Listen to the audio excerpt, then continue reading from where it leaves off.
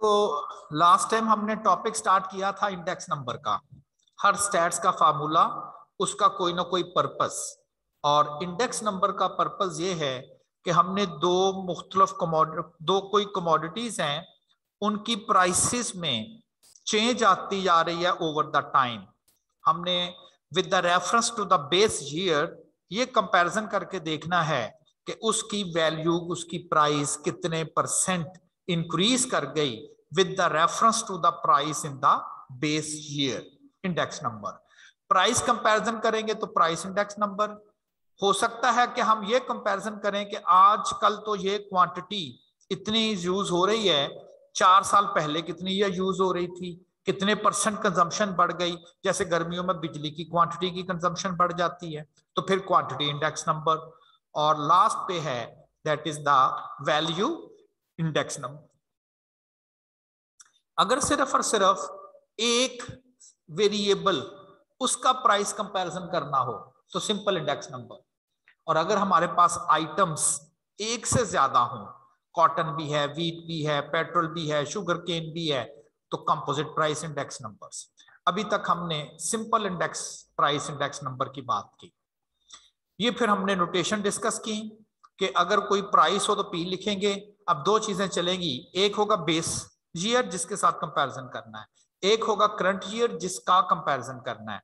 तो जो base year होगा उसको नॉट के साथ और जो करंट होगा उसको एन के साथ लिखेंगे। और इंडेक्स नंबर जिसे हम प्राइस रिलेटिव्स भी कॉल करते हैं, उसके लिए जो नोटेशन यूज की जाएगी वो पी नॉट एन की हम जो नोटेशन है वो यूज करेंगे। कैलकुलेट करने का मेथड जो हम भी डिस्कस किया, फिक्स्ड बेस मेथड, बड़ा सिंपल। जिसका इंडेक्स नंबर कैलकुलेट करना, उस साल की प्राइस को न्यूमिनेटर में रख दें, बेस ईयर की प्राइस को डिनोमिनेटर में रख दें, 100 से ज़रब दे दें, परसेंटेज फॉर्म में आ जाएगी। क्या समझेंगे? जो कुछ इस दो चीजें हैं, ये इफ 100, इसे 100 समझेंगे, और जो भी कीमत आएगी 100 से ज्यादा तो करंट ईयर की प्राइस हम समझा करेंगे उतने परसेंट जो है वो ज्यादा होते। ये तो था फिक्स बेस मेथड। क्या किया जाता है इसमें? Price of the current year over price of the base year, इसे हम कहते हैं फिक्स बेस मेथड। अच्छा, सेकंड मेथड है, उसे हम कहेंगे चेन बेस मेथड। अब ये जो चेन बेस मेथड है, ये चेन बेस मेथड क्या है? इसमें हमने दो काम करने होते हैं। चेन बेस मेथड में हमने दो कैलकुलेशंस परफॉर्म करनी है। पहली कैलकुलेशन हमने परफॉर्म करनी है, उसे हम कहेंगे लिंक रिलेटिव्स। लिंक रिलेटिव्स की नोटेशन होगी P N minus 1 comma N as compare to P not N. कहते थे ना पी नॉट और एन, मैंने जरा दूर दूर करके लिखा है। और लिंक रिलेटिव्स की नोटेशन होगी P N minus 1 comma N. तो ये n माइनस वाई क्या है? ये तो चीज वही है, price of the commodity in a given year, ये तो वही है। नीचे क्या लिखी थी? Price of the commodity in base year. और अब क्या लिखा हुआ है? Price of the commodity in preceding year, उससे पिछले वाला प्रीवियस ईयर। लिंक रिलेटिव्स क्या है? Price in the current year over price in the previous year. तो ये नोटेशन है प्रीवियस के लिए, एन करंट उससे पिछला साल प्रीवियस ईयर। इससे क्या बनेगा? इससे बनेगा लिंक रिलेटिव्स। अब इस लिंक रिलेटिव्स को हम चेन रिलेटिव्स में बदलेंगे, जो कि इंडेक्स नंबर कहलाएगा। ये फार्मूला है उसका। लिंक रिलेटिव्स ऑफ करंट, ये भी देखते हैं ना, ये समझ आएगा फार्मूला क्या है। Chain relatives of previous multiply by 100। पहला काम तो करे ना, लिंक रिलेटिव्स कैसे बनाने? Simple, current price over not the base price, current price over previous price, previous year price and multiply by 100। अब देखते हैं कि ये कैसे हमने इंडेक्स नंबर कैलकुलेट करना है by chain base method. Chain base method के लिए पहले मुझे कैलकुलेट करने हैं लिंक रिलेटिव्स। मैंने LR लिखा हुआ है, लिंक रिलेटिव्स। क्या फार्मूला है? Current year price over previous year price into 100। अब जो पहला साल है 1984, इसकी करंट प्राइस तो है 70। What about its previous price? इसका तो प्रीवियस ईयर ही नहीं है। 1983 बनना था ना इसका प्रीवियस ईयर, तो 1983 तो है ही नहीं। तो इसका मतलब ये हो गया कि जो पहला साल है उसका लिंक रिलेटिव हम कैलकुलेट नहीं कर पाएंगे, मैंने डैश करके लिख दिया। There is no link relative of the first year. अब जरा आ जाते हैं सेकंड पे। जब आप सेकंड की बात करोगे, दैट इज 1985, उसकी प्राइस है 50 over the price of previous year, वो है 84, उसकी प्राइस है 70, मल्टीप्लाई बाय 100, आंसर आ जाएगा 71.43। The link relatives of 85 price over 84 price into 100। अब आ जाएगा 86। जब आप 86 की बात करेंगे, 86 की प्रीवियस प्राइस है 85, तो करंट प्राइस आपके पास है 60, ये है 60 ओवर द प्रीवियस प्राइस जो क्या 50 and multiply by 100, 120 and so on. अगर लास्ट की बात करेंगे 89 की, तो 89 की प्राइस है 80 और प्रीवियस ईयर प्राइस है 60, तो 80 by 60 multiply by 100, 133.33। Current year price over previous year price into 100 is the link relatives. अब हमने इन लिंक रिलेटिव्स को चेन रिलेटिव्स में बदलना है, सेकंड स्टेप करना है। लिंक रिलेटिव्स कैलकुलेट कर लिए इस फार्मूले से, अभी हमने कैलकुलेट किए हैं। अब इनको रेंज रिलेटिव्स में कैसे बदलते हैं? कहते क्या करें, link relatives of the current year, जिसका आपने इंडेक्स नंबर कैलकुलेट करना है, उसी साल का आप क्या लेंगे, लिंक रिलेटिव्स ले लेंगे और मल्टीप्लाई उसे कर देंगे चेन रिलेटिव्स। लेकिन चेन रिलेटिव आपने लेना प्रीवियस ईयर का, पिछले साल का चेन रिलेटिव, और डिवाइड आपने कर देना 100 से। जिस साल का आपने इंडेक्स नंबर कैलकुलेट करना है, उसी साल का लिंक रिलेटिव लेना है, उसे जरब दे देनी है चेन रिलेटिव से, लेकिन पिछले साल के चेन रिलेटिव से, और डिवाइड कर देना है आपने 100 से। उस साल का चेन रिलेटिव्स आ जाएगा, जिसे आप इंडेक्स नंबर कहेंगे चेन बेस्ड मेथड से। अब पहला जो साल है उसका तो लिंक रिलेटिव है ही नहीं, हमने लेना था link relative of current multiply chain relative of previous divided by 100, ये फार्मूला है। Link relative of current multiply by chain relative, CR, chain relative of previous divided by 100। अब 84 का तो लिंक रिलेटिव है ही नहीं, link relative of current, there is no link relative of current. अब basically ये बना क्या रहा हूं, अब मैं बना रहा हूं इंडेक्स नंबर। तो 1984 बेस नहीं है, 1984 बेस है। जब 1984 उसने बेस का है, हमें किसी चीज की कैलकुलेशन की जरूरत ही नहीं है। इसका इंडेक्स नंबर की जब बारी आएगी तो सीधा 100 लिख देंगे, क्योंकि बेस ईयर का इंडेक्स नंबर 100 होता है। आल्दो इसका लिंक रिलेटिव हम नहीं कैलकुलेट कर पाए, लेकिन हमें पता है कि 84 इज अ बेस ईयर है, तो बेस ईयर का इंडेक्स नंबर लिखने की बारी आ रही है, तो सीधा लिखेंगे हम। अब जरा देखिएगा कि अगला चेन कैसे चलेगी। अब आपने 85 का इंडेक्स नंबर कैलकुलेट करना है, तो क्या किया जा रहा है, पिछले साल का चेन रिलेटिव 100 वो ले लिया, multiply by the link relative of current, इसका लिंक रिलेटिव आपने है 71.43 divided by 100 divided by 100, link chain relative आ गया। अब 86 का लेना है, चेन रिलेटिव ले ले जो पिछले साल का है, तो पिछले साल का चेन रिलेटिव है 71.43, वो यहां आ गया।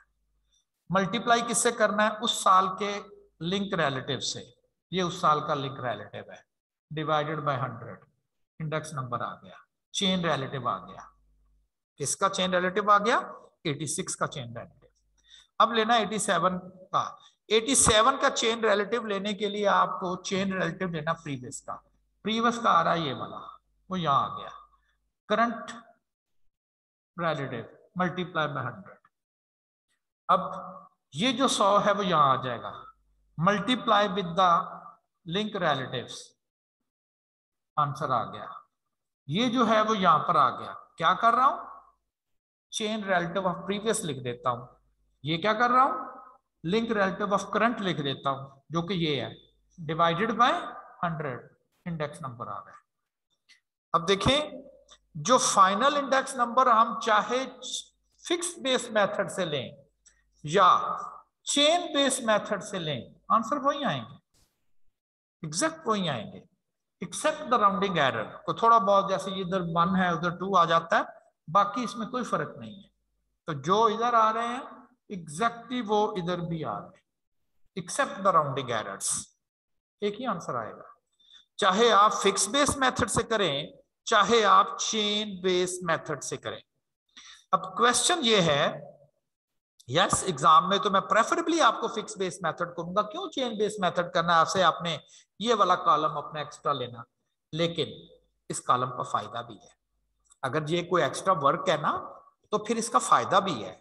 इसका फायदा ये है कि हम हर साल को प्रीवियस ईयर के साथ कंपैरिजन कर सकते हैं, हर साल की कीमत का पिछले साल की कीमत से कंपैरिजन कर सकते हैं, इसलिए कि डिनोमिनेटर में आपने रखा हुआ previous year, consider it as 100 previous year.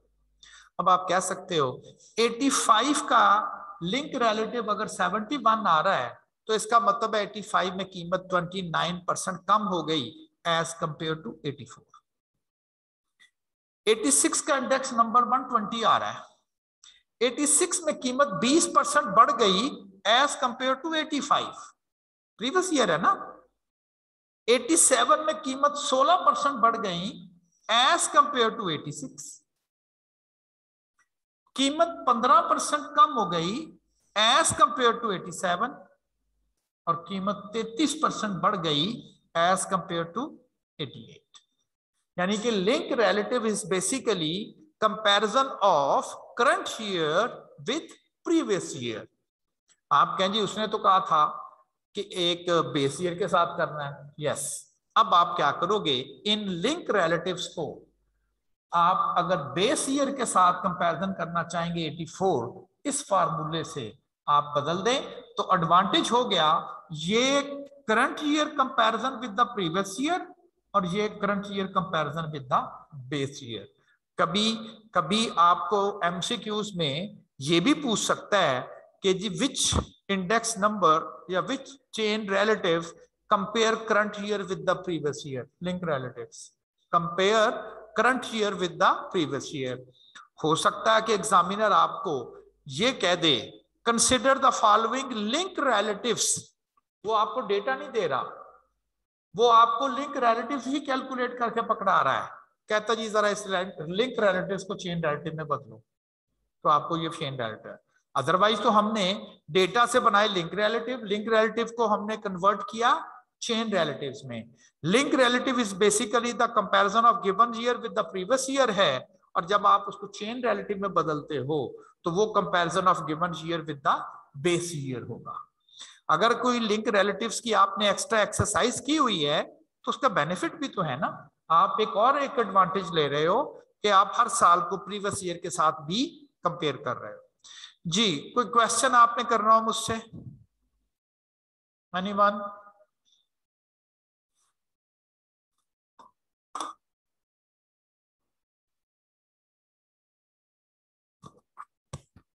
जी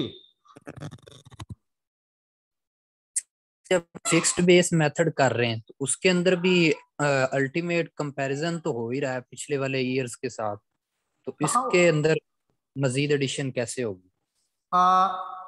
87 का कंपैरिजन करना है 86 के साथ, उसका इंडेक्स नंबर आ रहा है 100, क्या मतलब है इसका? 15% मतलब कि वो इंक्रीज किया उसने, 15% इंक्रीज किया है। इसकी बेस पे क्या रखा हुआ, नीचे क्या रखा हुआ आपने?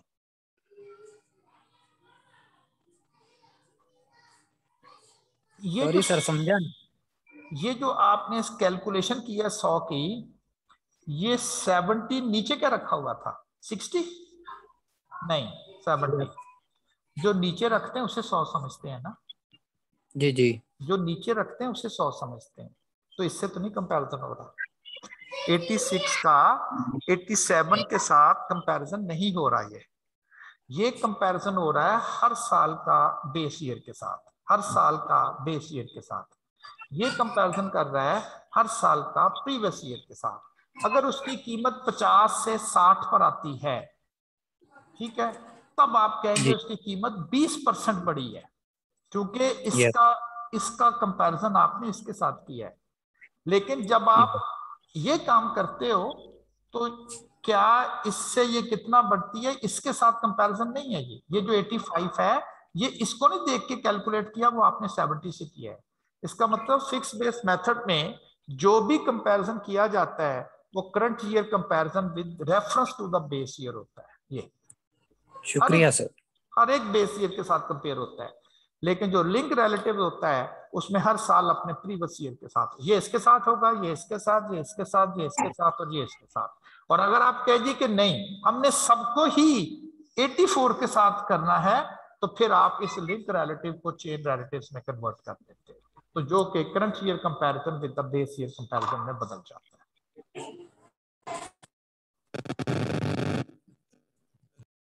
जी, और किसी का कोई क्वेश्चन हो तो? अगेन, अगर तो आपको एग्जाम में क्वेश्चन आता है use the fix base method, लेकिन अगर वो एग्जामिनर कहता है कि compare each year with the previous year, तो वो तो लिंक रिलेटिव ही करेगा। हो सकता है आपको कह दे consider the following link relatives convert into chain relatives, तो फिर आपको ये स्टेप करना है, ठीक है ना। तो इस तरह से आपने दोनों मेथड से इंडेक्स नंबर्स कंपेयर कर लिए। नेक्स्ट एग्जांपल है calculate the simple aggregative index number for 1985।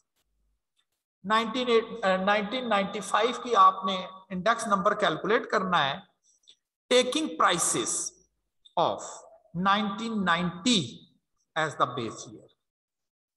2 साल बस दिए हुए, एक 90 दिया हुआ, एक 95 दिया हुआ, 2 साल है। उधर थे ना एक बेस ईयर था और 5 करंट ईयर थे, इधर बस एक बेस ईयर है और एक ही करंट ईयर है।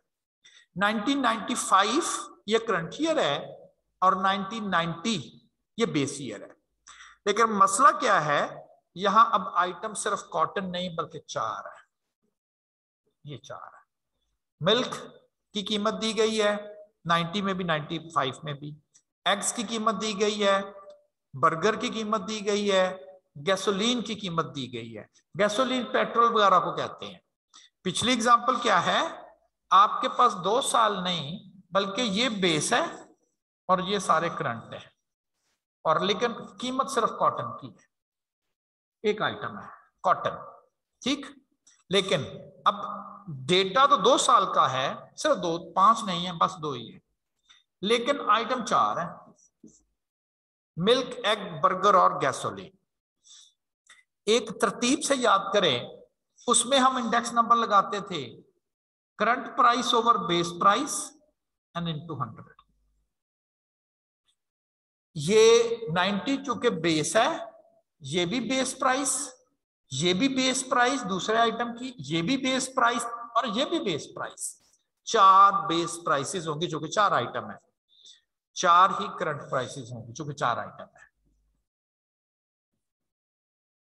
पहले सिर्फ एक एक बेस प्राइस थी कॉटन, अब 4 आइटम है तो 4 बेस प्राइसेस है और 4 ही करंट प्राइसेस है। मेथड है सिंपल एग्रीगेट। एग्रीगेट का मतलब जमा करते हैं, सिंपल का मतलब है विदाउट वेटेज, वेटेज नहीं देनी किसी को, ले जी फार्मूला कन्वर्ट हो गया, एग्रीगेट कर दें आप। तो पहले आपने सिंपल एग्रीगेट बनाने हैं, कैसे, सबको जमा करते हैं, this plus this plus this plus this, ये सिंपल एग्रीगेट बन गया। सिंपल एग्रीगेट करना है, किसी को वेटेज नहीं देनी। वो जो बेस ईयर है उसमें जो 4 आइटम है, चारों की कीमत इकट्ठी करते हैं without any weightage, 522। Current year में 4 आइटम है, चारों की कीमत इकट्ठी कर लें 7.57। तो वो सारे के सारे जो है वो ऐड हो जाएंगे। 1 मिनट जी, आप वेट करेंगे। तरह से आपने पहले सारे की सारी जो बेस प्राइसेस है 4, उसको एग्रीगेट कर लेना, किसी को वेटेज नहीं देनी, तो वर्ड लिख दिया मैंने सिंपल एग्रीगेट। अगर इनको कोई नोटेशन देना चाहें तो आप कहेंगे जी हमने एग्रीगेट किया है बेस कीमत को जो कि ज्यादा है, हमने एग्रीगेट किया है करंट प्राइसेस को चूंकि वो 4 है। तो फिर फार्मूला क्या बन गया इंडेक्स नंबर का? अगर हमारे पास सिंपल एग्रीगेट था, अगर तो सिर्फ एक कमोडिटी थी तो ये फार्मूला, और अगर ज्यादा कमोडिटीज हैं तो बस इनको जमा कर लेना आपने पहले, अब इंडेक्स नंबर लगा दें। ठीक है ना? उसमें सिर्फ ये लिखा हुआ था, अब मैंने इनको एग्रीगेट कर दिया ये। तो करंट ओवर बेस इंटू 100, 145, 45% इन आइटम्स की कीमत बढ़ गई 1995 में एज कंपेयर टू 1990। लेकिन ये नहीं कहना हर आइटम की कि जी मिल्क की भी 45, एग की भी 45, बर्गर की भी 45, गैसोलीन की भी 45, तो ऐसा नहीं है। किसी की हो सकता है ज्यादा हो, 45 से भी ज्यादा हो, किसी की कम हो। तो कहा जाता है इन आइटम्स की कीमत चारों की इकट्ठी ये 45% बढ़ गई। देखें, जब आप महंगाई की बात करते हैं तो पाकिस्तान में महंगाई मैयर करने के लिए जिन चीजों की प्राइसेस कंसिडर की जाती है, सिर्फ पेट्रोल नहीं होता, 452 आइटम्स हैं, 452 आइटम पाकिस्तान की मार्केट गवर्नमेंट जो है उनकी कीमतें लेती है, जिसमें आटा भी होगा, चीनी भी होगी, मेरे ख्याल कुछ वेजिटेबल्स भी उन्होंने स्पेसिफाई की हुई हैं। तो लाजमी तो नहीं है, फर्ज करें चिकन जैसे आजकल एज कंपेयर टू 400 रुपए चले गया था, आज में 210 रुपए पर आ गया है, तो चिकन सस्ता हो गया तो कह दे महंगाई कम हो गई है, लेकिन ये तो 452 में से सिर्फ एक आइटम है। ठीक, वो हर आइटम को नहीं कह रहे हैं, अब इसमें से एक आधा आइटम सस्ता भी हुआ है लेकिन कहते हैं जी महंगाई 3% बढ़ी है, तो वो ओवरऑल बात करते हैं। तो हम ये कह रहे हैं कि ये जो 4 आइटम है ओवरऑल इनकी कीमत 45% बढ़ी है, जिसकी अंडरस्टैंडिंग है कि इसमें से हो सकता है किसी आइटम की इससे भी ज्यादा हो, लेकिन ओवरऑल फिगर जो है वो 45% इंक्रीज है। इसे हम कहते हैं सिंपल एग्रीगेटिव इंडेक्स नंबर, जिसमें मल्टीपल आइटम्स होंगे, हमने उनकी पहले प्राइसेस को सबको इकट्ठा करके एग्रीगेट करना, फिर इंडेक्स नंबर लगाना है। जबकि उसमें क्या था, उसमें तो सिर्फ एक आइटम था, cotton, current over base, current over base, current over base. इसमें करंट ओवर बेस, लेकिन वो प्राइस जो है वो एग्रीगेटिव प्राइस है, वो सिंपल एक सिंगल प्राइस नहीं है, इसलिए मैंने साथ समेशन लगाया हुआ है। और इसको हम कहते हैं कि ये सिंपल एग्रीगेटिव इंडेक्स है। चूंकि मैंने इसको वेटेज नहीं दी तो इसे अनवेटेड भी कह देते हैं, सिंपल भी कह देते हैं। क्योंकि लिटरेचर में ये भी वर्ड यूज किया जाता है तो इसलिए मैंने सिंपल का वर्ड लिया। इसको अनवेटेड एग्रीगेटिव इंडेक्स बोलते हैं, जिसमें कहा जाता है एग्रीगेट तो कर रहे हैं हम, लेकिन किसी को हम वेटेज असाइन नहीं की जा रही। जी, कोई क्वेश्चन हो आपकी जानिब से?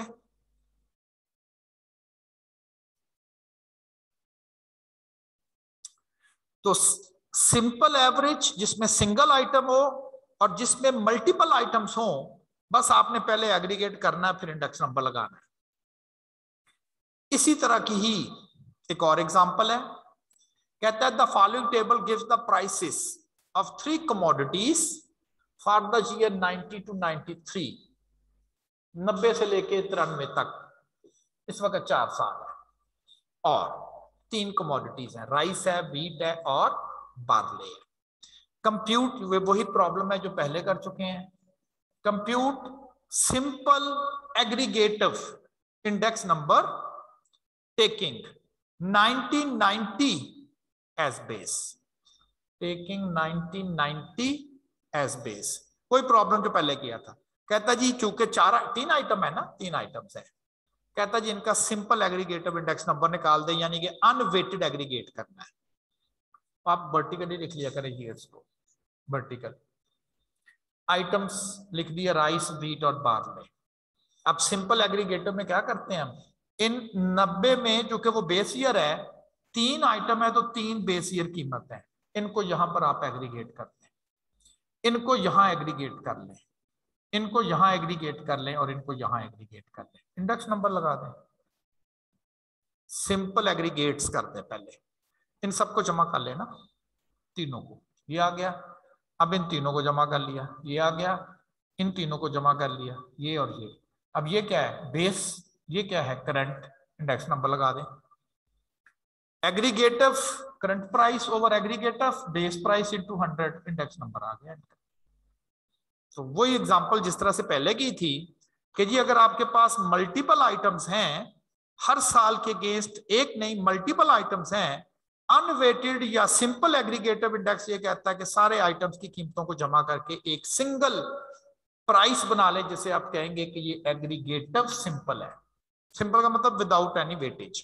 उसके बाद जैसे ही बेस करंट ओवर बेस वाला फार्मूला लगा के आप उसका इंडेक्स नंबर कैलकुलेट कर लेते हैं। ये तो हो गया पहला मेथड। अब देखिएगा, जो मैंने आपको एक मैप दिखाया था, ये इसमें हमने ये काम कर लिया, सिंपल एग्रीगेटिव इंडेक्स कर लिया है, कि जिसमें मैंने एग्रीगेट किया लेकिन किसी को मैंने वेटेज नहीं दी, तो सिंपल एग्रीगेट किया। इसी के साथ एक और मेथड भी है, क्या कहता? Simple average of relatives.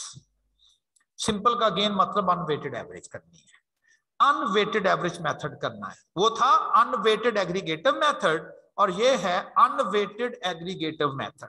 Simple भी कह सकते हैं, सिंपल एवरेज मेथड। किसकी एवरेज लेनी है?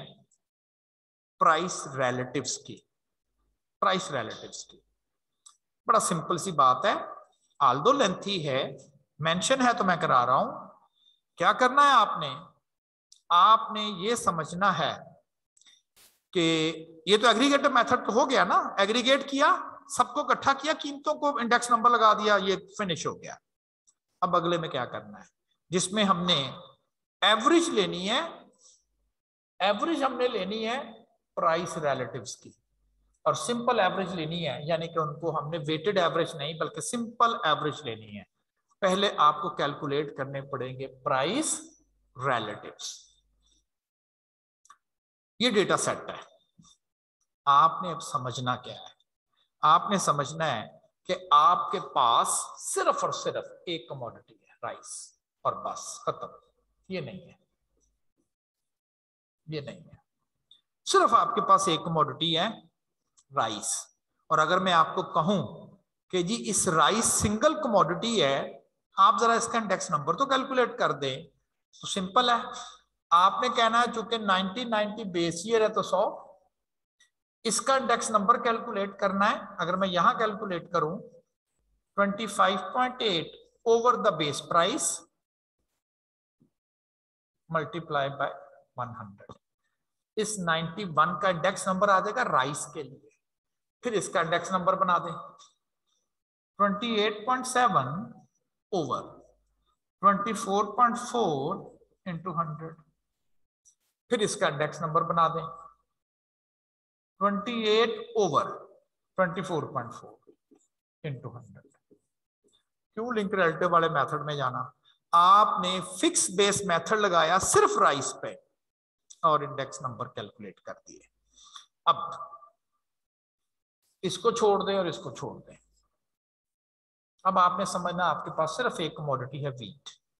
फिर इसके ऊपर आपने इंडेक्स नंबर कैलकुलेट कर देना है, जिस तरह से राइस का किया तो व्हीट के लिए भी करते हैं। दो तीसरी दफा फिर ले ले। अब इन दोनों को छोड़ दें। लेंथी हो गया ना प्रॉब्लम, लेकिन है तो सही। बार्ले का इंडेक्स नंबर, तो आपने राइस, व्हीट और बार्ले किसी की प्राइस को एग्रीगेट नहीं करना, आपने हर एक को अलग-अलग इंडेक्स नंबर ले लेना है। इंडेक्स नंबर को प्राइस रिलेटिव्स भी कहते हैं ना। तो ये व्हीट का इंडेक्स नंबर, राइस का, ये व्हीट का और ये बार्ले का। हर कमोडिटी का अलहदा अलहदा से सिंपल समझते हुए, सिंगल आइटम समझते हुए, हर कमोडिटी का आपने अलहदा अलहदा से इंडेक्स नंबर कैलकुलेट कर देना है। दूसरे मेथड में, जिसको हम क्या कह रहे हैं? Simple average of price relatives. पहला जो मेथड था इसमें आप इधर से पढ़ें, एग्रीगेट करना है, सिंपल करना है, इसको पढ़ें, प्राइस रिलेटिव्स को एवरेज करना है, सिंपल। आप कहीं पहले प्राइस रिलेटिव तो बनाएं, प्राइस रिलेटिव्स इंडेक्स नंबर को, कितने आइटम, 3, तीनों के प्राइस रिलेटिव्स अलग-अलग, तीनों के अलग-अलग कैलकुलेट कर दिए मैंने। राइस के प्राइस रिलेटिव्स आ गए, व्हीट के प्राइस रिलेटिव्स आ गए और बार्ले के प्राइस रिलेटिव्स आ गए। ये तो 3 इंडेक्स नंबर आ गए, राइस का अलग आ गया, व्हीट का अलग आ गया, बार्ले का अलग आ गया। अब क्या करना है इनको, इन तीनों की एवरेज करते जाए, इन तीनों की एवरेज, इन तीनों की एवरेज, इन तीनों की एवरेज, क्योंकि इसका नाम ही है एवरेज करके सिंगल सिंगल इंडेक्स नंबर बन जाएगा। जब आप इन तीनों की एवरेज करोगे तो ये आंसर आ जाएगा अरिथमेटिक मीन से। अरिथमेटिक मीन से आपने इनकी एवरेज कर देनी, इन तीनों की एवरेज की, ये आ गया, इन तीनों की एवरेज की, ये आ गया, और इन तीनों की एवरेज की, और ये आ गया। और रिमेंबर कि ये वही आंसर है 106, 113, 115 जो पहले आए थे, 106, 113, 115, ये वही आंसर है। आंसर फाइनली दोनों के वही हैं, लेकिन उसमें अगर एक्सरसाइज ज्यादा है तो उसका एडवांटेज भी है। वो क्या, ये सिर्फ ये बताता है ऑल टुगेदर तीनों आइटम इसकी कीमत 6% बढ़ी, all together overall, rice wheat barley overall 6%, 13% और 15%। अगर मेरी इंटरेस्ट हो, नहीं ये केले केले में बताएं पहले, फिर इकट्ठी बताना, राइस की लहदा बताएं, ठीक है, बता देते हैं 5%, फिर 17%, फिर 14%। व्हीट पहले 7% बढ़ी, अगले साल 12%, अगले साल 16%, अलग अलग बता रहा हूं, फिर 6%, 11% और 14%। अच्छा जी, बता दी लहदा लहदा, ओवरऑल भी बताएं, ओवरऑल भी बता लें। ओवरऑल तीनों की अगर बात की जाए तो 6%, 13% और 15%, यानी कि ये हर आइटम की अलग-अलग इंडेक्स नंबर बताता है और ये ओवरऑल भी बताता है। जबकि जो पिछला मेथड है ये वाला, वो सिर्फ और सिर्फ ओवरऑल बताता है, अलग-अलग से आपको उनकी प्राइस इंक्रीजेस नहीं बताएगा। और ये अगर एक्स्ट्रा एफर्ट की है तो बेनिफिट भी है कि हम अलग-अलग इंडिविजुअली अगर इंटरेस्टेड है तो सबका अलग-अलग निकाल लिया, अगर हम ऑल टुगेदर इंटरेस्टेड हैं तो फिर हम इनको एवरेज कर देंगे अरिथमेटिक मीन से, और एग्जैक्टली वही आंसर आएगा जो कि हम एग्रीगेट मेथड से परफॉर्म करते हैं। तो दो मेथड हैं, एग्रीगेटर मेथड और average of price relatives method. Unweighted में एग्रीगेट करना का मतलब पहले प्राइसेस को एग्रीगेट कर दिया, ये इंडेक्स नंबर कैलकुलेट कर दिया, जबकि एवरेज मेथड में सबकी पहले अलग-अलग प्राइस इंडेक्स नंबर कैलकुलेट किया और फिर एवरेज कर दिया। दोनों से आंसर सेम आएंगे। जी आपकी जानिब से कोई क्वेश्चन?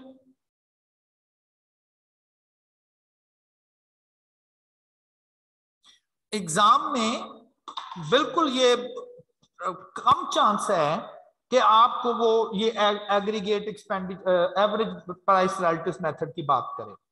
एमसीक्यूज में जरूर पूछ सकता है कि which method will compare the prices individually as well as overall, simple average of price relatives method.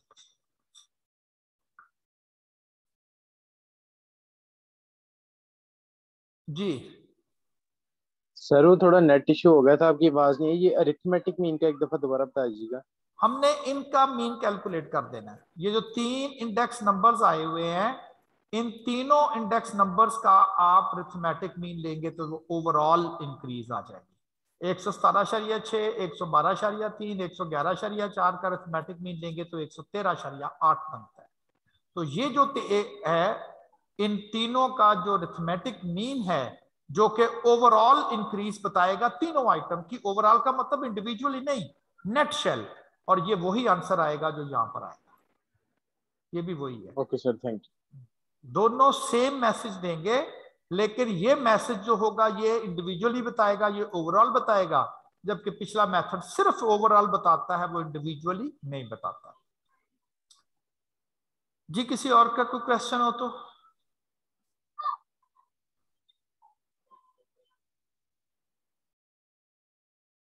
अच्छा,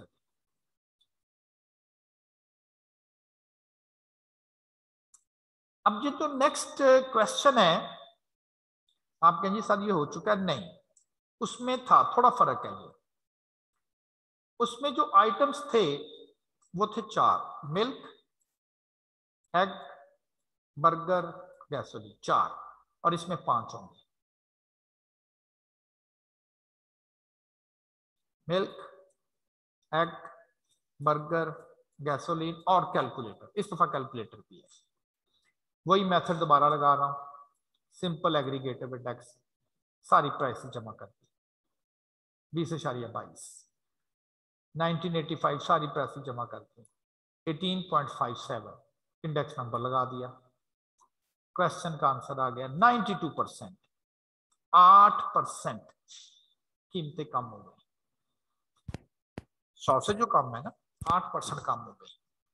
अब जरा देखिएगा, जब मैंने पहले प्रॉब्लम सॉल्व किया था, जब कैलकुलेटर बस नहीं था, बाकी सारा कुछ वही था, तो मैंने कहा था 45% कीमतें ज्यादा हुई, सिर्फ कैलकुलेटर नहीं है। और अब कह रहा हूं 8% कीमत कम हो गई। एक्चुअली कोई कैलकुलेशन मिस्टेक नहीं है, मिल्क की कीमत बढ़ गई, एग की कीमत बढ़ गई, बर्गर महंगे हो गए, गैसोलीन महंगी हो गई, कैलकुलेटर सस्ता हो गया। $15 का था, $11 पर आ गया। हुआ क्या?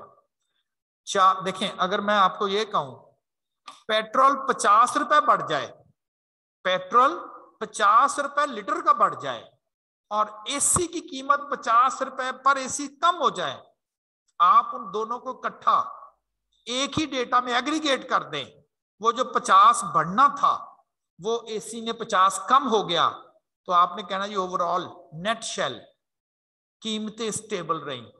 हाँ, कैलकुलेशन तो यही कहेगी, क्योंकि कैलकुलेशन ने तो नहीं देखना कि ये एसी का 50 है कि दूध का 50 है, उसने तो वेटेज देनी नहीं किसी को, नहीं ना देते वेटेज किसी को। और इधर भी यही हो रहा है, कीमतें बड़ी हैं, बड़ी हैं, बड़ी हैं, बड़ी हैं। ये तो वाकई मिल्क की बढ़ जाए 2-4 रुपए तो बड़ी होती है, कैलकुलेटर कम हो गया, उसने जो $4 कम हुआ ना, उसने सबको बैलेंस करके नीचे बग ले दिया। और हमने कहा कि अगर इन आइटम्स की बात करें तो 8% कम हो, या पैसे शोर मचा रहे हैं, मेरा ख्याल है ये जस्टिफाई नहीं है।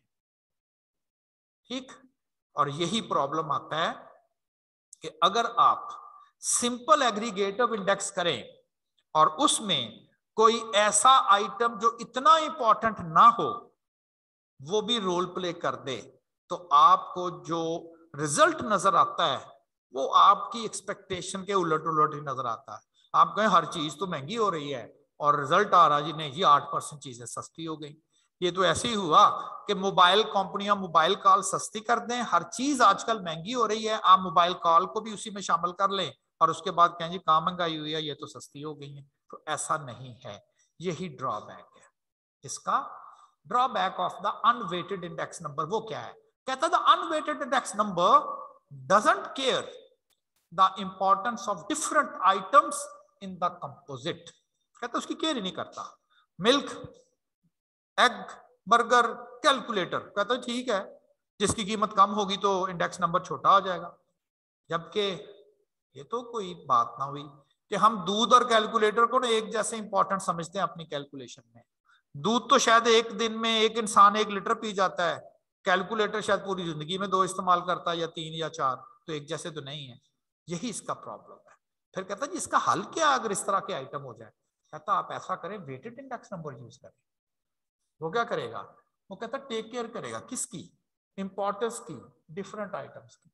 कैलकुलेशन करते वक्त वो इस चीजों का टेक केयर करेगा कि जी इस कैलकुलेशन में कौन सा आइटम ज्यादा इंपॉर्टेंट है, कौन सा कम है, इसकी टेक केयर करेगा। फिर कहता जी इंडेक्स नंबर कैलकुलेट करेगा, तो शायद ये आपका ऊपर वाला मसला जो आपको बड़ा ऑकवर्ड नजर आ रहा था वो सॉल्व हो जाए, और यही फायदा है। तो weighted index number is the solution when items are of different importance। क्या करना है? यहां पहले वर्ड था सिंपल, अब वर्ड यहां चेंज होके आ गया वेटेड, पहले था अनवेटेड वर्ड, कोई वेटेज नहीं देनी थी, और अब आ गया आपके पास वेटेड। करना सिर्फ ये है कि आपने प्राइसेस को जमा करने से पहले वेट से जरूरत दे देनी है, वेट से मल्टीप्लाई। मीन और वेटेड मीन ऐसे नहीं करते,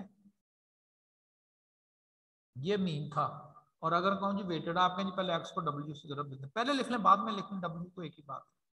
बिल्कुल यही कर रहा हूं कि जी प्राइसेस को जमा करने से पहले, एग्रीगेट करने से पहले कहता जी इसको सम को छोड़े, पहले इसको जरूरत दे ले, इनको आपस में मल्टीप्लाई कर ले, किससे? वेट्स के साथ। कहता जी वेट्स क्या है? W reflect the relative importance of different items. तो जो डिफरेंट आइटम्स होंगे उसकी जो रिलेटिव इंपॉर्टेंस होगी वो उसका क्या कहलाएगा? वो उसका वेट कहलाएगा।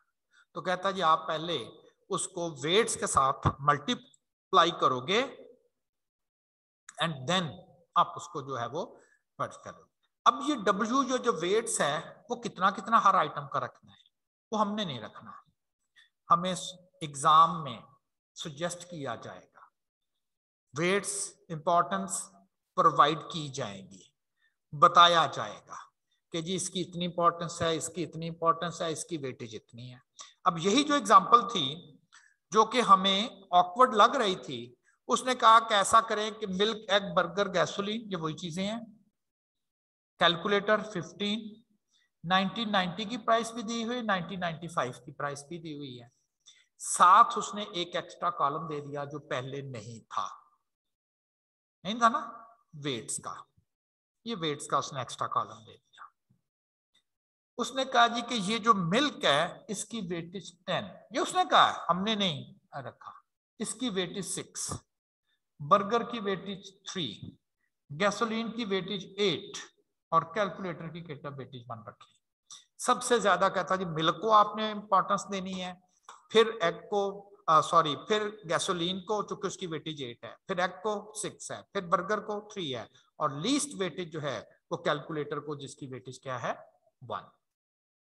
अब इसके बाद क्या करना है? इन वेट्स को आपने मल्टीप्लाई कर देना है, किसके साथ? W के साथ। अच्छा, अब आप अपने कैलकुलेटर से ये बेनिफिट ले सकते हो कि आपको याद होगा, आपको मैंने सिखाया था कि एक नोटेशन है समेशन एक्स की, जिसमें हमने कुछ वैल्यूज जमा करनी है। आप समझ लें कि ये कैलकुलेशन करने के लिए आप समझ लें ये जो है ना P, ये x है। आप कहेंगे नहीं, सिंपली x को नहीं जमा करना, साथ अभी W से मल्टीप्लाई भी करना है। आप फिर क्या करेंगे? फ्रीक्वेंसी ऑन कर देंगे, फ्रीक्वेंसी ऑन कर दें, इसमें डेटा रख दें P0 का, इसमें डेटा रख दें W का। जब आप यही ऑप्शन अडॉप्ट करोगे तो वो क्या करेगा? x के साथ उसे जब f नजर आएगा तो वो सिंपली x को नहीं जमा करेगा, वो पहले इनको आपस में जरब दे लेगा, x को f से जरब दे लेगा। हमने x में क्या रखा हुआ? P0, f में क्या रखा हुआ? W, तो इनको जरब दे लेगा फिर जमा करेगा, और आपको ये जवाब डायरेक्टली मिल जाएगा। यानी कि किसी भी जगह पर अगर आपको दो कॉलम्स आपस में मल्टीप्लाई करके जमा करने हो, ये नहीं कहता इस फार्मूले में, आप ये वाली ऑप्शन यूज किया करेंगे। क्या करेंगे? आप एक x में रख देंगे, वो आपकी मर्जी है, याद रख ले कि आपको आपने x में किसको रखा है और y में और f में किसको रखा है। बस उस कैलकुलेटर ने एक्चुअली करना क्या है, उस कैलकुलेटर ने एक कॉलम जो आपने x में रखा हुआ है और एक कॉलम जो आपने f में रखा हुआ है, उसने उन सबको आपस में मल्टीप्लाई करके और ऐड कर देना। तो इन चूंकि आपने इस कॉलम को इस कॉलम के साथ मल्टीप्लाई करना है, तो हम कैलकुलेटर ऑन कर लेते हैं।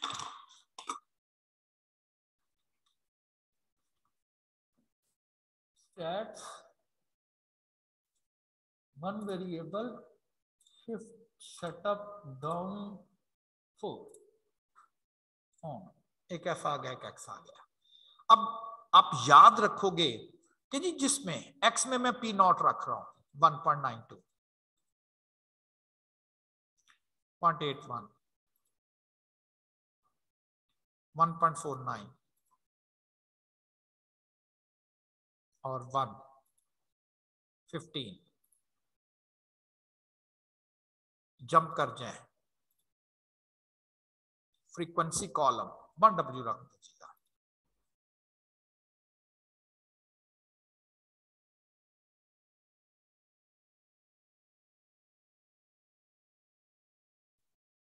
रख दीजिएगा। अब आपको चूंकि इनका सम चाहिए ना, और सम्स अवेलेबल हैं शिफ्ट 1 और ये सम 3। सिर्फ आप एक्स करें, आप कहें जी एक्स में तो पी नॉट रखा तो वो पी नॉट को जमा कर देगा, नहीं एफ उसके साथ लगाओ ना, जरा देके जमा करेगा। नंबर 2 51.53, बस ये अपनी कॉपी पे नोट कर ले आप, 51.53। फिर आपने करंट कॉलम को इससे जरब देनी है, इनको आपस में, एक्स की जगह आप चेंज करते हैं, शिफ्ट 1 डेटा नजर आया, ये वही डेटा है। आप अब इसकी जगह एक्स की जगह पी नॉट रखा था, अब पी एन कर दें, 3.40, 1, 2, 1.17, 11।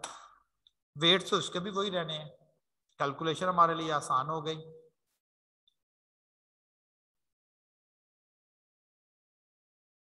$66.36 आगे।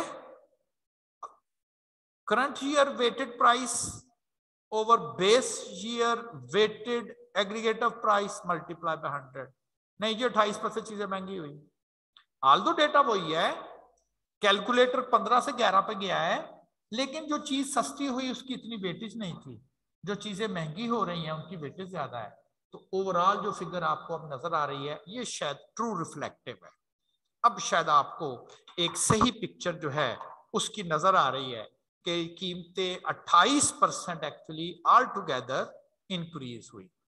मैंने एक देखिए, जब हम टीचिंग करते हैं ना, आप लेते हो एग्जाम में, हमने समझाना होता है कि ये अनवेटेड का नुकसान क्या था।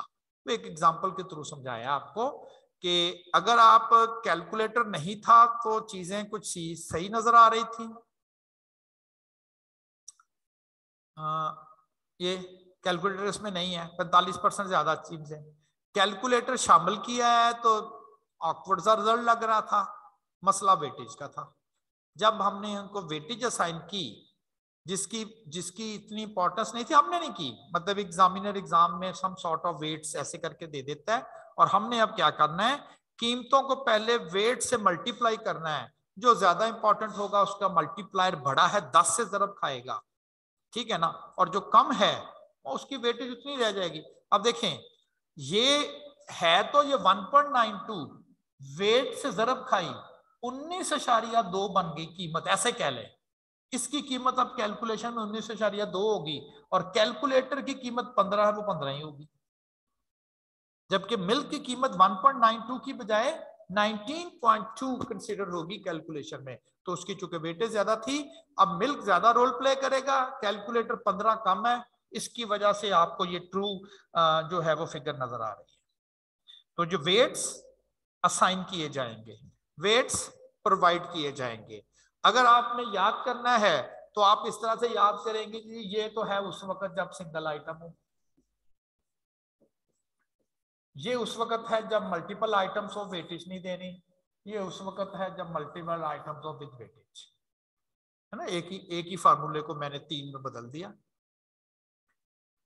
एक बात तो ये थी कि जो वेट्स हैं, वेट्स वो आपको खुद प्रोवाइड कर दिए जाते हैं कि जी इसकी 10 कर दें, इसकी 9 कर दें, इसकी 8, 7, 6 इस तरह से करके।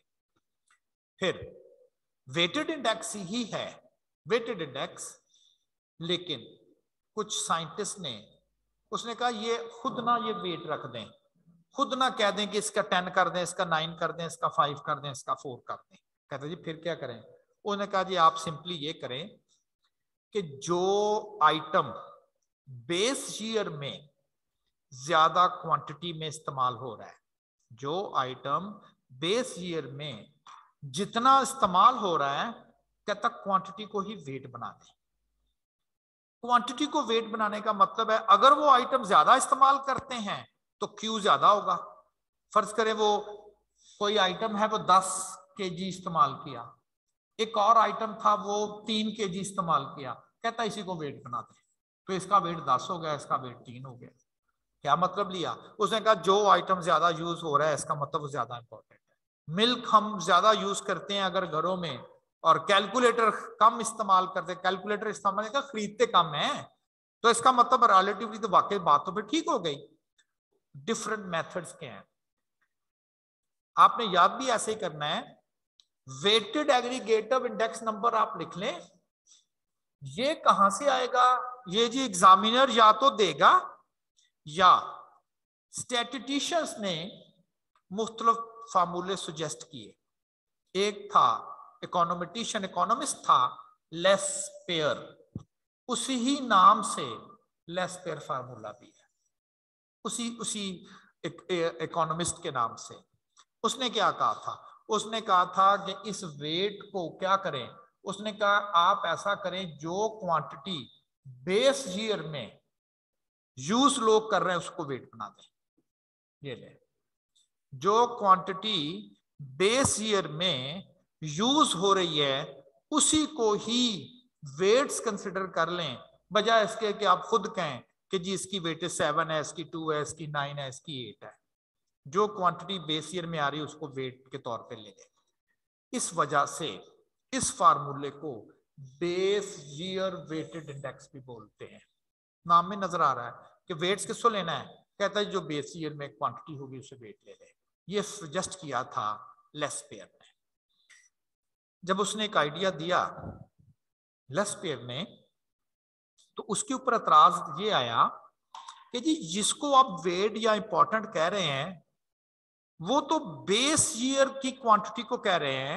बेस ईयर तो हो सकता है 8-10 साल पुराना हो, तो ऐसे ही होता है ना, बेस ईयर तो पास्ट में होता है। कहता है ये बात तो सही है कि उस वक्त तो वो चीज वाकई शायद लोग बड़ी यूज कर रहे हो, लेकिन इस दौरान जो 5-7 साल गुजर चुके हैं इसमें तो चेंजेस आ चुकी होंगी। इस दौरान कोई और क्वांटिटी जो पहले कोई और दी अब कोई और ज्यादा यूज होनी स्टार्ट हो गई होगी, तो शायद ऐसा ही होता है। कहता आपके फार्मूले के मुताबिक तो उसने देखना ही नहीं है कि 4 सालों में क्या पैटर्न बदल गया है कंजम्पशन का, उसने तो सिर्फ ये देखना है बेस ईयर में क्या यूज हो रहा था वही वेट है। 4 साल के बाद दौरान क्या क्या चेंजेस आई है, कहता ये कंसीडर ही नहीं करता। बात तो सही है, क्या करें? तो जो दूसरा इकोनॉमेटिशियन था उसने कहा वेट तो ले, लेकिन करंट ईयर का ले, बेस ईयर का ना ले। करंट ईयर में जो क्वांटिटी ज्यादा इस्तेमाल होगी आप उसी को ही एज आ वेट कंसिडर कर ले। पेशी प्राइस इंडेक्स नंबर, जिसमें उसने सजेस्ट किया था यूज करंट ईयर वेट, तो बेस ईयर को ना ले। क्वांटिटी क्यू नॉट क्या चीज है? Quantity used in base year, और क्यू एन क्या चीज है? Quantity of the item used in current year. कहते इसको लें, इसको लें। अब ये बात ये नहीं है कि ये ठीक है ये ठीक है, हो सकता है कि उस वक्त ये जो बातें चल रही हैं वो इस सेंस में ना ठीक हो।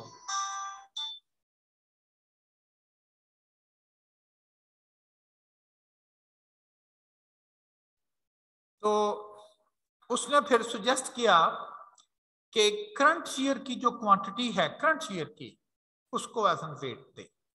अब ये दो स्ट्रीम्स थे। अभी इसके फार्मूले देखिए, फार्मूले कैलकुलेट करना कौन सा प्रॉब्लम है? जो आपके पास करंट ईयर प्राइस है उसे करंट ईयर क्वांटिटी से ज़रब दे दें। दो कॉलम ज़रब दे के जमा करने हैं ना, एक को एक्स में रख दे, एक को डब्ल्यू में रख दे, आंसर आ जाएंगे।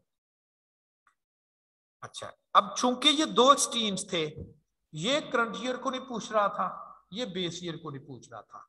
ऑब्जेक्शन हुआ कि यार ऐसा ना करो, दोनों को ले लो, कुछ बेस ईयर को भी वेट दो, इसमें करंट ईयर को भी वेट दो।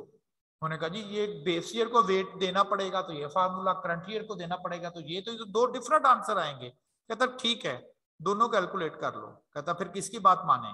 कहता दोनों को एवरेज कर दो, दोनों लेस्पेयर से भी कैलकुलेट कर लो और पाशी से भी कैलकुलेट कर लो, फिर इनकी एवरेज कर लो। चूंकि इंडेक्स नंबर परसेंटेज फॉर्म में होते हैं और परसेंटेज के लिए दी बेस्ट एवरेज है ज्योमेट्रिक मीन। कहता आपके फिर दोनों का ज्योमेट्रिक मीन लेते हैं। तो दो क्वांटिटी का ज्योमेट्रिक मीन अगर कैलकुलेट करना हो दो क्वांटिटी का, तो Laspeyres formula multiply with the Paasche's formula and take its geometric mean, GM आ जाएगा दोनों का। ठीक, इस फार्मूले को कहते हैं Fisher price index. Fisher price index, Laspeyres index जिसमें बेस ईयर वेट आ गया, पाशीज इंडेक्स जिसमें करंट ईयर वेट आ गया। टेक द ज्योमेट्रिक मीन, याद है ना दो नंबर्स का ज्योमेट्रिक मीन, दो नंबर का ज्योमेट्रिक मीन ये वाला। तो ये आपके पास फिशर इंडेक्स नंबर आ जाएगा। फर्ज करें ये, अच्छा एग्जाम में स्टूडेंट बताते हैं कि ये डायरेक्ट ही आ जाता है क्वेश्चन, एक डेटा देके कहता है calculate the index number by Laspeyres formula. उसने आपको कहा कि इंडेक्स नंबर कैलकुलेट करना है 2010 का, taking 29 as base year. Prices दी गई है 9 की और 10 की, 9 इसमें बेस है, 10 इसमें करंट है। प्राइस की वजह से इसको मैंने पी नॉट कह दिया, इसको पी एन कह दिया। आइटम 4 है, 1 2 3 4। सिमिलरली क्वांटिटीज भी दी गई हैं, 9 की भी 10 की भी। 9 बेस है तो क्यू नॉट, 10 बेस करंट है तो क्यू एन। ये 4 कॉलम समझ लें एग्जाम में एग्जामिनर ने आपको डेटे के तौर पे दिए थे, 4 कमोडिटीज हैं। उसमें मैंने कहा कि जरा चले एक एक्सरसाइज हो जाएगी। कहता weighted aggregator index number calculate करके दिखाओ। 3 है ना, Laspeyres weighted, Paasche's weighted, Fisher weighted. सिर्फ प्रैक्टिस के तौर पे, एग्जाम में तो इन दोनों में से तीनों में से कोई एक आदि आएगा आपको। अब आपको लेस्पेयर वेटेड इंडेक्स लिखना है, उसी फार्मूले को लिखें, यहां क्यू नॉट लिख लें, एक पी एन में लिख ले, एक क्यू नॉट में लिख ले। मैंने वैसे मैनुअल किया हुआ है, पी एन और क्यू नॉट इस कॉलम को इस कॉलम के साथ मल्टीप्लाई करना। अब आपको पता है कि जी अगर दो कॉलम आपको मल्टीप्लाई करके लिखने हों तो फिर आप एक एक्स में लिख दीजिएगा, एक आप डब्ल्यू में लिख दीजिएगा। फिर क्या कोशिश करें, इसके बाद ना ये कॉलम कैलकुलेट कर लें। इसका फायदा क्या होगा, इसमें आपको, या ये कर लें, इसमें आपको एक्स बदलना पड़ेगा, डब्ल्यू आपने पहले क्यू नॉट फीड किया होगा वो वही रह जाएगा, ऐसा ही है ना। बाद में फिर दोनों बदल दीजिएगा, मतलब एक एक्स में रखना है, एक आपने डब्ल्यू में रखना है। चले अपने अपने कैलकुलेटर से आपने इसको अभी मुझे ये देखें कि क्या ये जो मैं कहना चाह रहा हूं कि एक एक्स में रख लें एक एफ में रख लें, और हमें तो एक्चुअली सम चाहिए ना, तो एक एक्स में रख लें और एक को एफ में रख लें। सम करके देखें, ये आपसे चारों आ रहे हैं और आपके पास 6:16 हो चुके हैं। आपने मुझे 6:30 तक मुझे आपने बताना है। इसलिए देखिए आप ना करें, लेकिन अगर आप कर रहे हैं और आपको कोई प्रॉब्लम आएगा तो आप मुझसे पूछेंगे। तो 6:30 पर आपने मुझे बताना है कि आपको क्या क्या आपने कर लिया है। और जी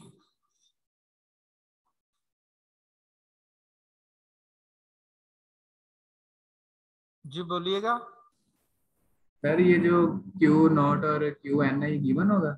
जी जाहिर डेटा तो गिवन होगा ना, प्राइसेस दी होंगी, current prices, prices of the base year, quantity in the current year, quantity in the base year, data तो गिवन होगा। ये अपने तौर पे तो नहीं आपने लिख लेना कि जी इतनी क्वांटिटी। क्वांटिटी से मुराद क्या है, जो कमोडिटी ए है वो बेस ईयर में कितनी यूज हो रही थी, 300 unit, quantity B 240 unit, 132 unit. लेकिन जैसे ही करंट ईयर आया तो ये 300 की बजाय 310 हो गई, 240 यूनिट की बजाय 275 यूनिट यूज हुई, 132 की बजाय 148, और ये तो डेटा गिवन होगा। 1 2 3 4 कॉलम आपको गिवन होंगे, ये तो डेटा है, डेटा तो अवेलेबल होगा। जी कोई और? जी आप? यस सर, क्लियर है सर। जी चलो जी, आपने कुछ पूछना है?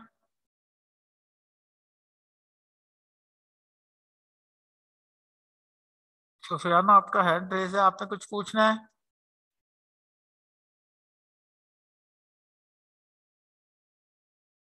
ठीक है, ओके।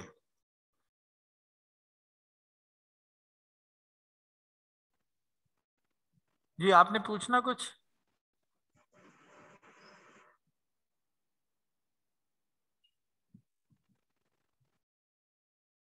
चलो अच्छा जी, ये तो था प्राइस इंडेक्स नंबर कैलकुलेट करना, प्राइस इंडेक्स नंबर जो कि प्राइस कंपैरिजन करता है। अगर मैं यहां पर प्राइस इंडेक्स नंबर लिखूंगा, उसकी नोटेशन जहां से हमने अपना टॉपिक स्टार्ट किया था, current price over base price into 100। आपने कहना है कि सर 2 इंडेक्स नंबर और भी थे, आपने तो उनमें से किसी का जिक्र नहीं किया। वो मैंने इसलिए नहीं किया, फर्ज करें आपको क्वेश्चन आ जाता है क्वांटिटी इंडेक्स नंबर का, क्वांटिटी इंडेक्स नंबर, आप बस पी की जगह क्यू कर दीजिएगा। Current year quantity over base year quantity multiply by 100, ये क्वांटिटी इंडेक्स नंबर बन गया। तो क्यों 3 फार्मूला यूज करें? आपने कहा आप ये क्यू लगा देंगे। Value index number, current year value over base year value multiply by 100। लेकिन आप कहेंगे जी वैल्यू ये कैसे बनेगी? ये आप लेंगे, याद है ना, पी एन क्यू एन,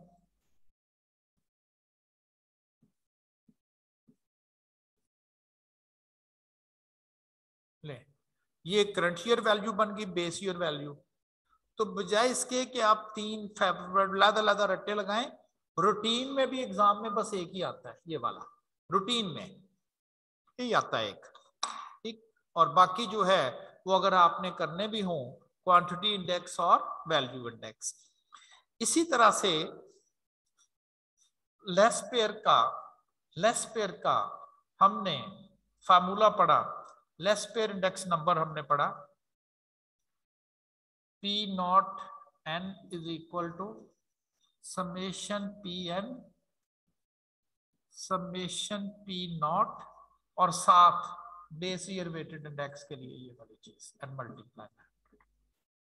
फर्ज करें लेस पेयर का क्वांटिटी इंडेक्स एग्जाम में आ जाता, जो बड़ा रेयर है, लेकिन आ तो सकता है ना, मेंशन जो किया हुआ है।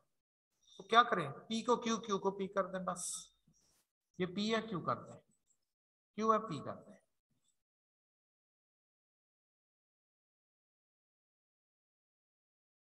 तो ये क्वांटिटी इंडेक्स के बन गए, जहां P था वहां Q कर दिया, जहां Q था वहां आपने P कर दिया। कब? अगर वो आपको कहता है कैलकुलेट द क्वांटिटी इंडेक्स, ये देखें quantity index, Fisher quantity index, वहां क्या था? Price index.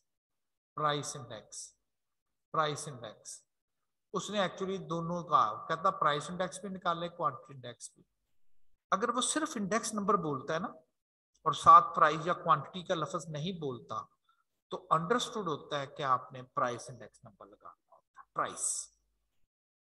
अगर वो स्पेसिफिकली क्वांटिटी का निकलवाना चाहेगा, यहां हम बताएंगे 19% कीमतें ज्यादा हुई, यहां बताएंगे 14% आइटम ज्यादा यूज हो रहा है, ठीक है ना।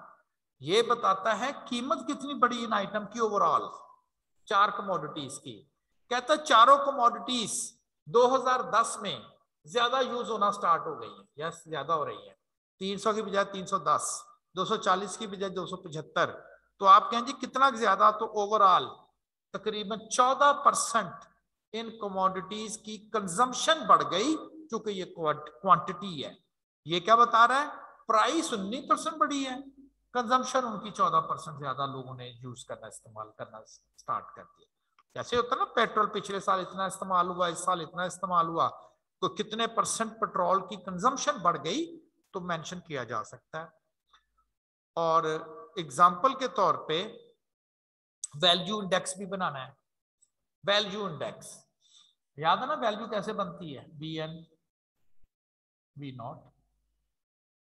तो VN कैसे बनना है, करंट प्राइसेस को इकट्ठा कर दे, बेस प्राइसेस को मल्टीप्लाई करके इकट्ठा कर दे, तो ये आपका वैल्यू इंडेक्स बन जाता है। तो वैल्यू इंडेक्स की बहुत ज्यादा हाँ, एक दफा चूंकि एग्जाम में आया हुआ है। वैल्यू होती है प्राइस को हम क्वांटिटी से मल्टीप्लाई करके ना उसकी ओवरऑल एक वैल्यू बना लेते हैं, ओवरऑल एक लिमिट सी बन जाती है कि जी ये इसकी वैल्यू बनती है, इतना आइटम था, इतनी इसकी कीमत थी, तो ये इसकी वैल्यू हो गई।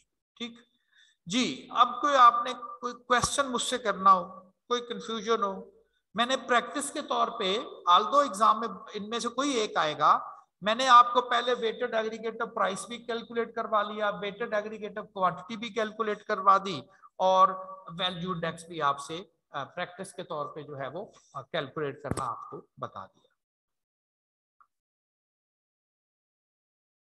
जी अस्सलाम वालेकुम सर। वालेकुम सलाम। सर मेनली फोकस हमारा यहाँ पे प्राइसेस की तरफ ही होगा, या हम बाकी दो को भी अब सारे फार्मूले इकट्ठे करके साथ लेके चलें?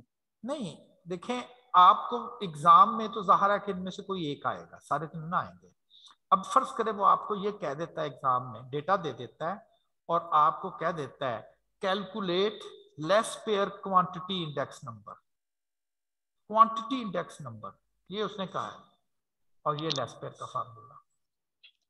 मैंने कहा ना, इसको अलग-अलग से याद करने की बजाय सिंपल एक चीज याद करें कि जी क्वांटिटी इंडेक्स में जहां P लिखा होगा वहां मैंने Q कर दिया, जहां Q लिखा हुआ था वहां P कर दिया, बस। क्यों अलग क्यों याद करने आपने? और सर वैल्यू में, वैल्यू में जो बिल्कुल फर्स्ट में था, अगर आप याद करें कि जब हमने ये इंडेक्स नंबर का स्टार्ट किया, मैंने बिल्कुल पहली स्लाइड पर ही वैल्यू का एक फार्मूला दे दिया कि वैल्यू जी सर, किसे कह रहे हैं। तो इसका मतलब है कि अगर ये वैल्यू का प्राइस इनटू फार्मूला क्वांटिटी। लिखा हुआ है तो आप simply value index number calculate करना हो, वैल्यू इंडेक्स नंबर, तो ये आ जाएगा current value over base value into 100। और वैल्यू कैसे बनानी है, वो इन प्राइसेस को मल्टीप्लाई करके। सर तो ये वो लेस्पियस और पैशे ये सब के लिए यही है, फिशर्स के लिए भी?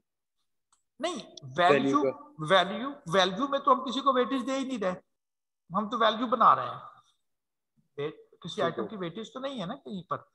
ये जी वैल्यू सर। सबके लिए, यानी कि समझ ले वैल्यू इंडेक्स का एक ही वे है बस, कि आप इस फार्मूले से आप उसका वैल्यू इंडेक्स नंबर जो है वो कैलकुलेट कर देंगे। क्योंकि एक दफा थैंक यू सर। एग्जाम में जरूर आया था, तो इसलिए मैंने कहा कि बजाय इसके कि आपको ये चीज बिल्कुल नहीं बताई जाए, बी केयरफुल, क्वांटिटी इंडेक्स बहुत कम पूछता है, मेनली वो प्राइस इंडेक्स नंबर ही पूछता है। Okay sir, thank you. जी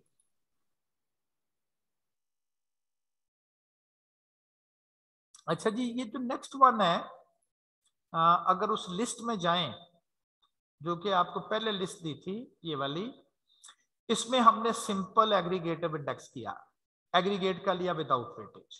फिर हमने क्या किया, प्राइस रिलेटिव्स कैलकुलेट किए, एवरेज की विदाउट वेटेज, सिंपल का वर्ड था। इधर आ जाएं, एग्रीगेटिव किया लेकिन वेटेड, ये जो पाशी का ये सारे एग्रीगेटिव इंडेक्स है ना, लेकिन वेटेड एग्रीगेट किया हमने, सिंपल नहीं एग्रीगेट किया। और अब इसी के रेलेवेंट दूसरा, इधर वर्ड सिंपल है और इधर वर्ड है weighted average of relatives. Price relatives की वेटेड एवरेज आपने अब कैलकुलेट करनी है। पहले प्राइस रिलेटिव्स कैलकुलेट करने हैं और फिर उनकी वेटेड एवरेज करते हैं। ठीक, प्राइस रिलेटिव्स की वेटेड एवरेज आपने करनी है।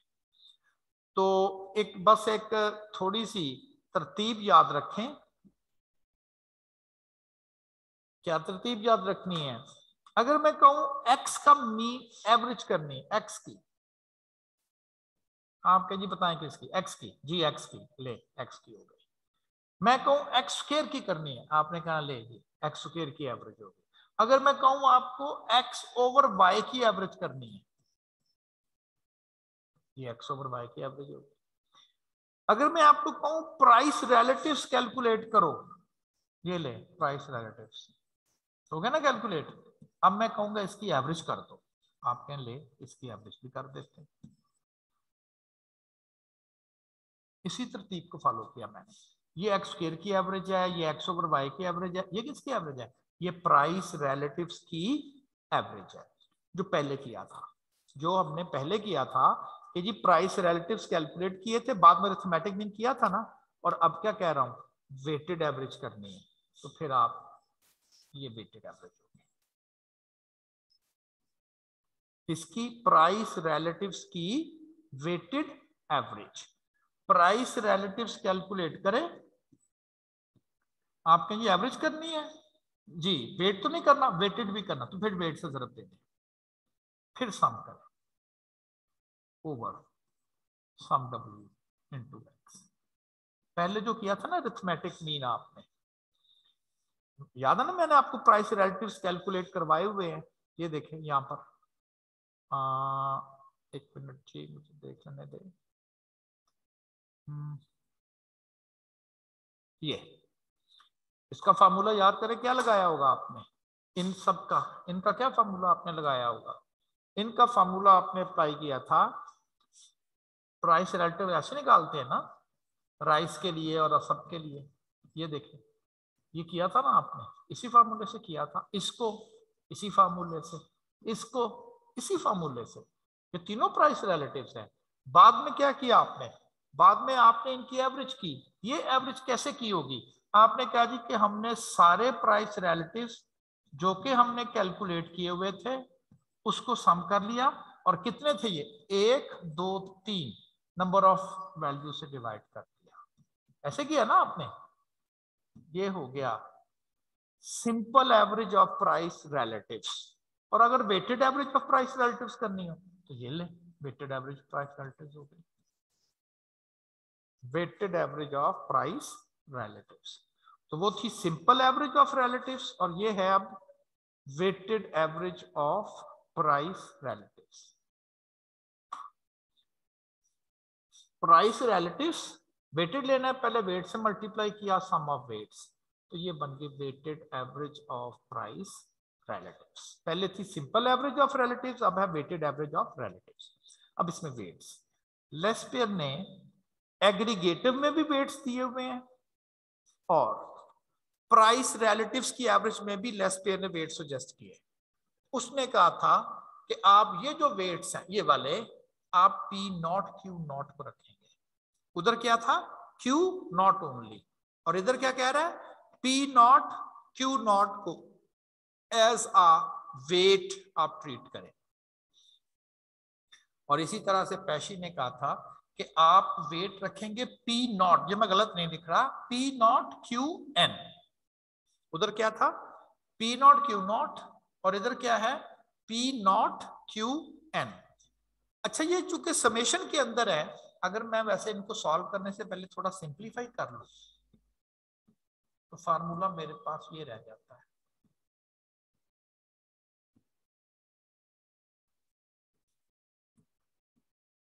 आपने कहा ये जो लेस्पेयर का एग्रीगेटिव वाला ही है, बिल्कुल ये एग्रीगेटिव वाला ही है, बस लिखने का स्टाइल ये है। लिखने का स्टाइल ये है, अगर आप इसे सॉल्व कर लें तो ये वही बनता है। इस तरह से आप इसे भी सॉल्व कर लें तो ये भी वही बनना, पैशी का एग्रीगेटिव वाला फार्मूला ही बनेगा।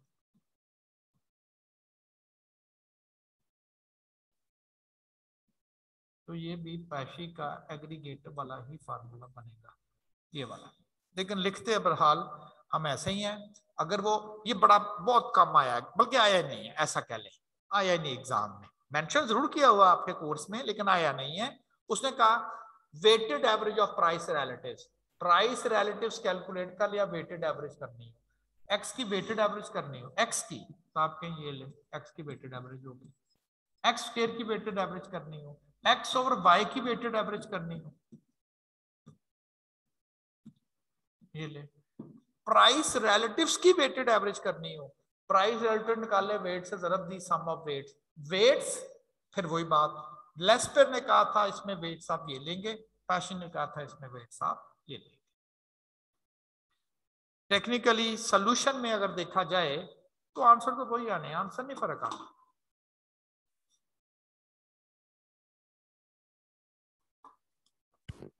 जी सर अगर असल में फिशर्स का ही करेक्ट फार्मूला था तो हमें ये नहीं लेस्पेरस और नहीं पेशे नहीं, को करने की क्या जरूरत है? मैंने कहा ही नहीं कभी भी फिशर का फार्मूला करेक्ट है, मैंने तो नहीं सर कहा। नहीं, वो उनके आपस में यही डिस्कशन हुई थी ना कि उसमें हम एक को ले रहे हो उसमें एक को ले रहे हो, वो एंड पे दोनों का फार्मूला इकट्ठा दोनों कर कर, दिया। लेकिन ये किसी जगह पर नहीं है कि जी वो ही ठीक है, पता नहीं उसमें अपने प्रॉब्लम स्टार्ट हुए होंगे, ठीक है उसमें सर। अपने प्रॉब्लम्स फिशर के स्टार्ट हो गए। आप ये आमतौर पे ना बीएससी जो स्टैट्स बच्चे करते हैं ना, तो इंडेक्स नंबर का पूरा चैप्टर है, वहां पर ना 3 इनकी क्वालिटी चेक करने के टेस्ट है। एक को हम आपके आपके कोर्स में नहीं है, मैंने जिक्र नहीं किया। एक को हम कहते हैं टाइम रिवर्सल टेस्ट, एक होता है फैक्टर रिवर्सल टेस्ट, और एक और है। एक्चुअली फिशर जो है ना वो तीनों टेस्ट को क्वालिफाई नहीं कर पाता। टाइम रिवर्सल टेस्ट क्या है मैंने डिस्कस किया, फैक्टर रिवर्सल टेस्ट क्या, एक और circular test, yes circular test. ये 3 टेस्ट हैं लेस्पेयर, पाशी और फिशर की क्वालिटी चेक करने के, ऐसा कह ले, ठीक। इसमें फिशर जो है ना वो इसमें प्रॉब्लम करता है, इसलिए अगर वो अच्छा होता है ना तो हमने अपनी किताबों में से लेस्पेयर और पाशी को निकाल देना था, सिर्फ फिशर रहने देना था क्योंकि वही अच्छा है। तो बात ऐसी नहीं है, बस आपकी कोई खास आपके कोर्स में डिस्कशन नहीं है कि विच टेस्ट इज प्रेफर्ड, किसी जगह पर लेस्पेयर बेहतर है, समटाइम पैशिस बेहतर है, वो एक जरा एडवांस लेवल पर समझ लें कि एक थिंकिंग है, and sometime Fisher is better one, लेकिन not always Fisher is better than the Laspeyres and the Paasche's. अगर ऐसा होता तो हम किताबों में लिखते ही ना, बाकी ना लिखते, बस फिशर का ही फार्मूला लिखा जाता। तो Fisher is the best one, ये ठीक नहीं है, क्योंकि कुछ टेस्ट होते हैं time reversal, factor reversal, circular test, तो फिशर जो है वो इन टेस्ट को क्वालिफाई नहीं करता, सर्कुलर टेस्ट को वो पूरा नहीं करता। जी और किसी का कोई क्वेश्चन हो तो, एनीवन एल्स?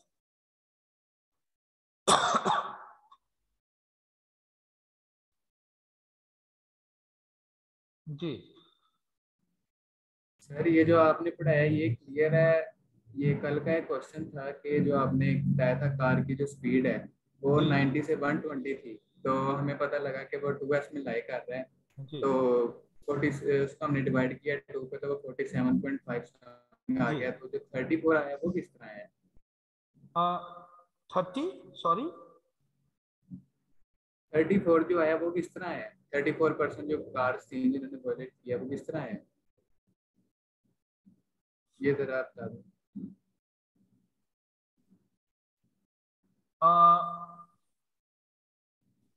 1s लिमिट में कितना डेटा होता है? 68%। 68%। ये 1s लिमिट है, फर्ज करें जो मैंने ये निशान लगाया ये 1s है, ये कितना होगा? 68 डिवाइडेड बाय 2 होगा, ये कितना होगा? 68 डिवाइडेड बाय 2 होगा 34। मीन की एक साइड पर 1s लिमिट है 34, दूसरी साइड पर 1s लिमिट है नेगेटिव करके 34। अब मुझे नहीं पता कि आप क्या पूछ रहे हैं, तो आपने मुझे 34 वाली जो बात पूछी है ना वो यही है, 34 जी सर यही था। जी। Thank you. एक साइड पे और जो सर जो जो मीन की एक साइड है ना, वो अगर 2s लिमिट पे 95 है, मैं सिर्फ एक साइड पर अगर जाऊंगा तो 95 का हाफ हो जाएगा, क्योंकि सिमेट्रिक है ना, अगर सिमेट्रिक ना होती तो फिर ऐसा नहीं होना चाहिए। और सर जी जो जी बॉक्स फिस्कर प्लॉट था जो उसके जी अंदर मेल की सैलरी थी और फीमेल की सैलरी थी, जो फीमेल की सैलरी थी वो नियर टू सिमेट्रिक थी और मेल की सैलरी में थी, तो जी इसमें सैलरी फीमेल की ज्यादा है कि मेल की ज्यादा है? नहीं, सिमेट्रिक समथिंग एल्स है, ज्यादा कम होना तो देखना होता है किसकी ज्यादा। अगर ये बॉक्स बना हुआ है, यहां पर एवरेज लाइन लगी हुई है, लाइक ऐसे मैं लिख देता हूं 20 30 40 50, 60, 70 और ये एवरेज लाइन लगी हुई है। लाइक आपको पता है ये Q2 होता है, Q2 मीडियन को कहते हैं। मीडियन एक एवरेज है, मीडियन एक एवरेज है। अब इसका मीडियन तकरीबन कोई 57 बनता है। एक दूसरा बॉक्स प्लॉट है, उसका ये आ गया, इसका मीडियन बनता है कोई 32। अगर मैं कंपेयर करूं तो आप यही कहेंगे 57 इज बेटर देन 32, क्योंकि जिसकी लाइन ऊपर है, ऊपर होने का मतलब है कि वो ज्यादा बड़ी है, और नीचे रहने का मतलब है कि उसकी सैलरी, एवरेज सैलरी जो है वो 32 बनती कम है। इस वजह से आपने कहना है। जी हुआ क्लियर आपको? अगर सर जी ये देखें, जो अगर ये जो आपने सेकंड वाला बॉक्स बनाया है, इसके अंदर अगर सेंटर से थोड़ी सी ऊपर लाइन होती, जो नियर टू सिमेट्रिक थी, जो उन्होंने रेड कलर से रिप्रेजेंट की हुई थी जी, अब किसकी ज्यादा है? तो इसी की ज्यादा है। फिर ये मेल की ज्यादा, यानी कह लें आप, जो बेटा लाइन तो ऊपर है वो बड़ी है, जो ये लाइन मेल नीचे की रह गई सैलरी। वो कम है।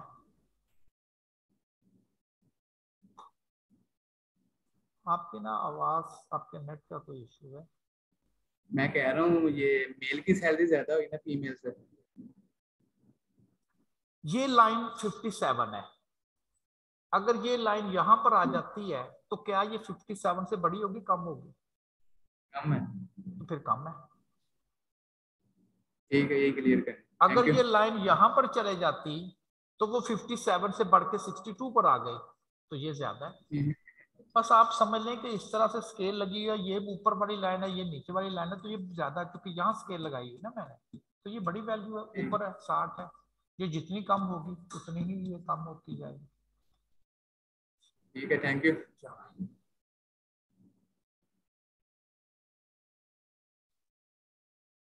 चले जी, आज के लिए फिर इतना ही।